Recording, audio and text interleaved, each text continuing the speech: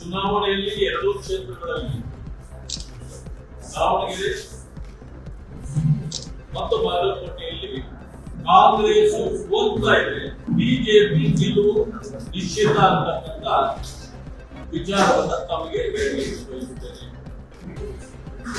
ಈಗಾಗಲೇ ಕಾಂಗ್ರೆಸ್ ಪಕ್ಷ ಅಧಿಕಾರಕ್ಕೆ ಬಂದಾಗ ಅವರದೊಂದು ಸ್ಲೋಗನ್ ಇತ್ತು, ಉಚಿತ, ಖಚಿತ, ನಿಶ್ಚಿತ. ಈಗ ಈ ಚುನಾವಣೆ ಹೊತ್ತಿಗೆ ಜನರು ಎಷ್ಟು ಬೇಸರಗೊಂಡಿದ್ದಾರೆ ಅಂತಂದ್ರೆ ಅವರಿಗೆ ಉಚಿತ ಹೋಯ್ತು.